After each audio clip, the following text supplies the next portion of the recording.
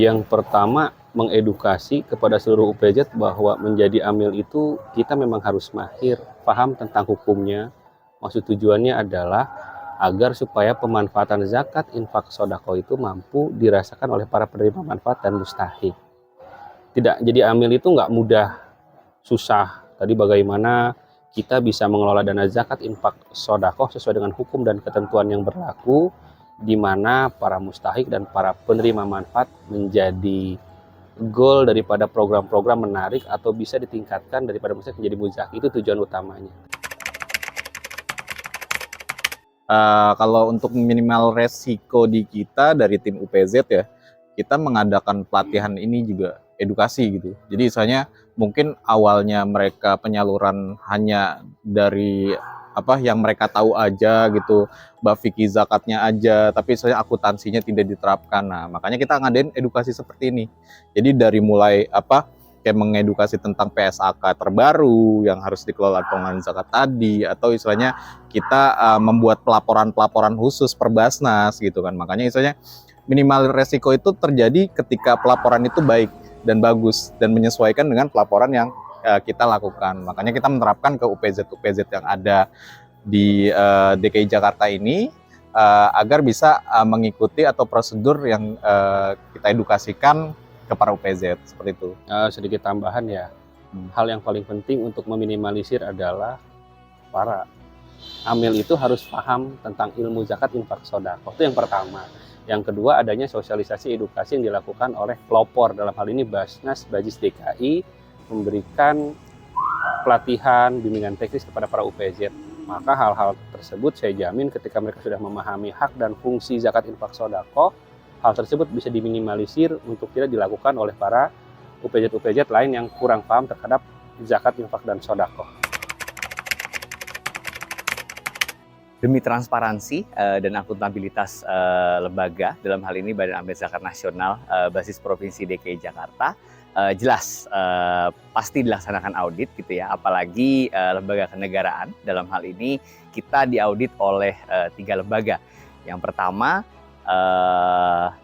pasti dari internal kita sendiri, Satuan Audit Internal yang ada di dalam keorganisasian Basnas Basis Provinsi DKI Jakarta. Yang kedua, kita juga diaudit rutin setiap tahun oleh kantor akuntan publik yang independen dari eksternal, dari luar perusahaan atau dari luar organisasi.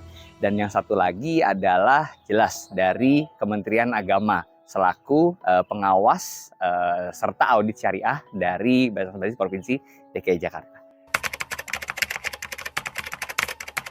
Kalau untuk kantor akuntan publik, output jelas setiap tahun kita akan mengeluarkan yang namanya opini ya. Dan alhamdulillah di tahun 2022, laporan keuangan tahun 2022 kemarin, kita telah mendapatkan opini terbaik, yaitu wajar tanpa pengecualian.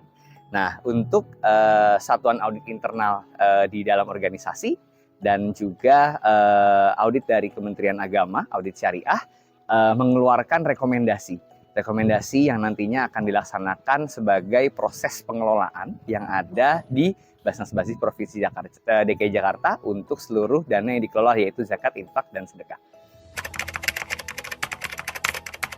Pengumuman gitu ya bahwa zakat itu adalah pengurang pajak. Dalam hal ini memang sudah diatur oleh Kementerian Keuangan dan juga Undang-Undang Pengelolaan Zakat bahwa penyetoran zakat yang dilaksanakan pada lembaga-lembaga negara yang terdaftar dan berlegalitas, seperti misalnya mitra-mitra dari Basnas Basis Provinsi DKI Jakarta, yaitu UPZ Masjid Agung Sunda Kelapa, nah, dan UPZ-UPZ lainnya yang memang dilegalitasi oleh Basnas Basis Provinsi DKI Jakarta untuk dapat melaksanakan pengumpulan zakat, infak, dan sedekah. Nah, untuk bukti stor zakatnya nantinya akan dapat mengurangi pendapatan bruto yang nantinya akan mengurangi penghitungan pajaknya juga.